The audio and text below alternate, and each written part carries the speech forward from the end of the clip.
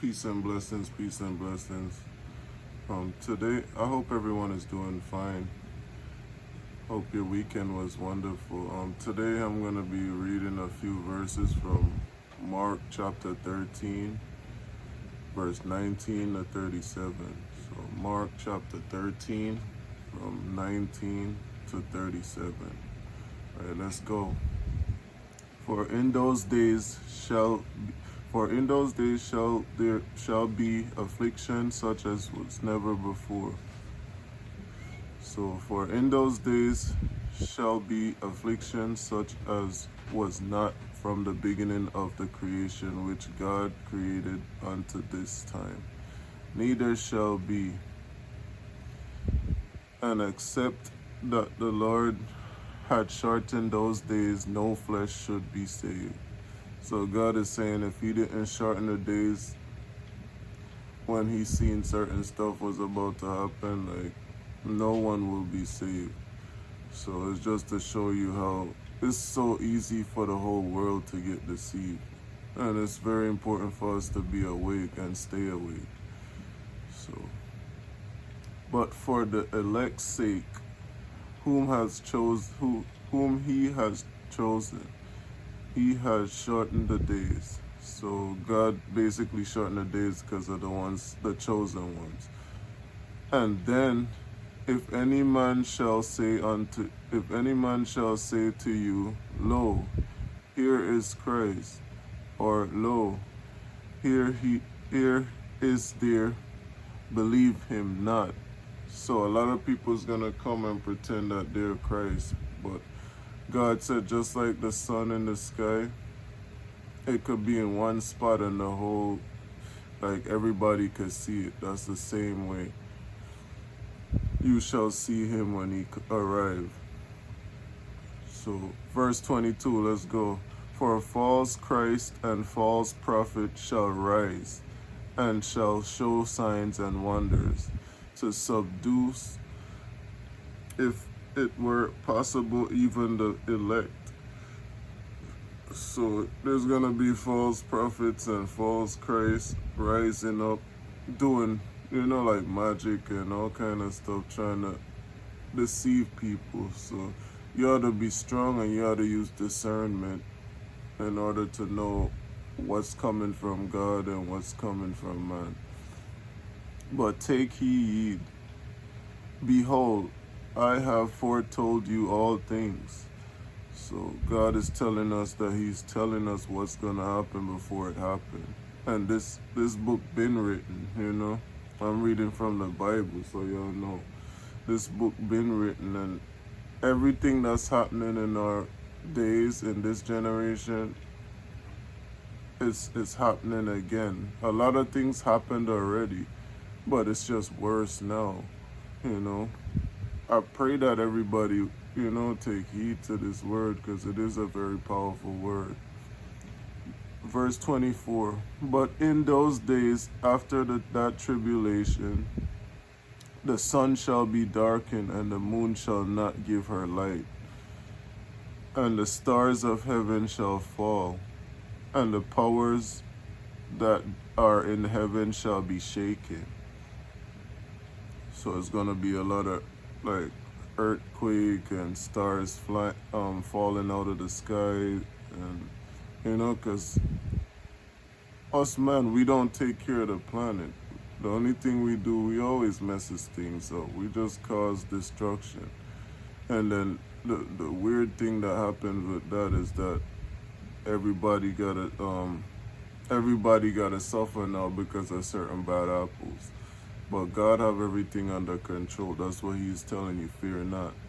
So verse 26, and then shall they see the Son of Man coming in the clouds with great power and glory. And then shall he send his angels, and shall gather together his elect from the four winds, from the uttermost parts of the earth, and to the uttermost parts of heaven. Now learn a parable of the fig tree. When her branches is yet tender, and putteth forth leaves, ye know that summer is near. So, like when you see the fig tree branches start to get tender and you see it start to grow leaves, then you know summer is near. So ye in like manner, when ye shall see these things come to pass, know it is nigh, even at the doors. Verily I say unto you, that this generation shall not pass till all these things be done. Heaven and earth shall pass away, but my words shall not pass away. So God is saying everything under the sun shall die, but everything that cometh from his mouth shall never die. So verse 32, but of that day and that hour knoweth no man, not the angels which are in heaven, neither the Son, but the Father. So God is saying, I'm going to read that over again.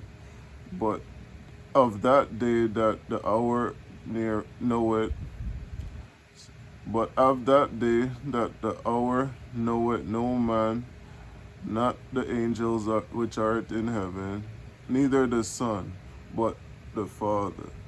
So God is saying no man knows his hour when it might come. And not even the angels in heaven know the appointed time. Not even Jesus know the appointed time. And I know many of you gonna say, well, isn't Jesus God? Yes. But God, the Father, God is in like three different, that's why they call him the Holy Trinity.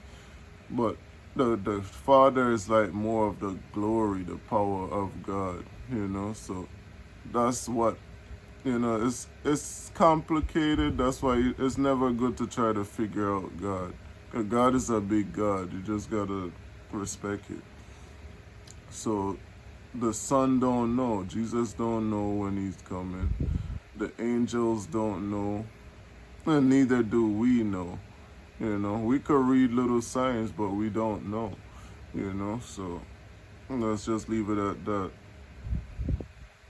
So verse 33, take ye heed, watch and pray, for ye know not when the time is. For the Son of Man is as a man taking a far journey.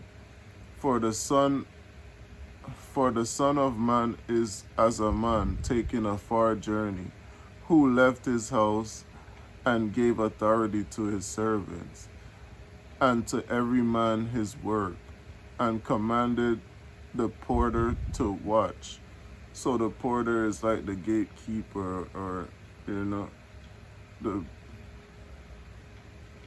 bearer, the burden bearer. You could say the burden bearer or the gatekeeper.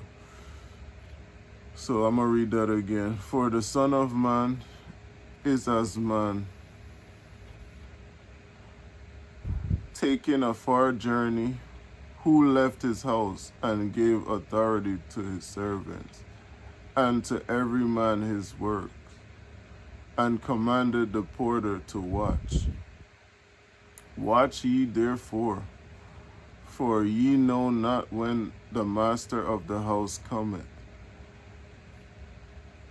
at even or at midnight. So at evening or at midnight, or at the crackling, or in the morning. So God is breaking it down like it's just like his appearance is gonna be like that, like for no one know what time the master comes. So it's like if you're a master of a house, and well, you can't really mix it with, because God is different from us. But let's say there's a big boss, let's say you're on a job, and everybody always have superior, and you never know when your superior is gonna pop up. That's what God is saying. Or even better yet, he said he's gonna appear like a thief in the night. So it doesn't necessarily mean he's coming in the night. It's just the way that a thief appeareth. You never know.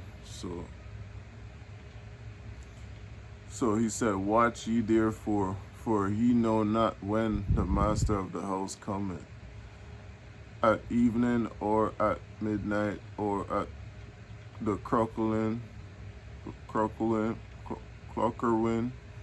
or in the morning, lest coming suddenly he find you sleeping.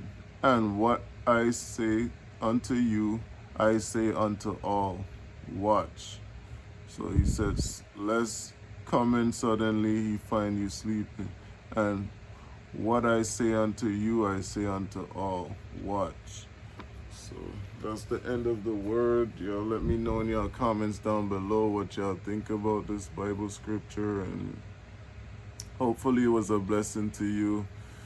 And God said we shouldn't have the spirit of fear. There's a lot of things that's going on around us. Some stuff we know of, some stuff we don't know of. It's like every time you turn on the news, there's always something negative going on. So that's why it's very important to have God and to have His word in our hearts and mind and soul and everything.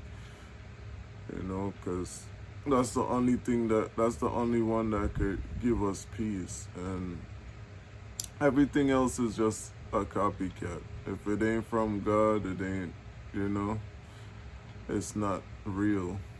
It's probably just an illusion. Sad to say it, but it's the truth. Not a lot of us could deal with the truth. But one thing I noticed, people, they love the truth. And that's a good thing to love the truth. But because the truth could set you free. But a lie could cost you your life. The truth is always gonna be the truth and nothing but the truth. People front like they don't care about the truth, but even if they always want to know the truth, because the truth is everything. So hopefully this word was a blessing to you.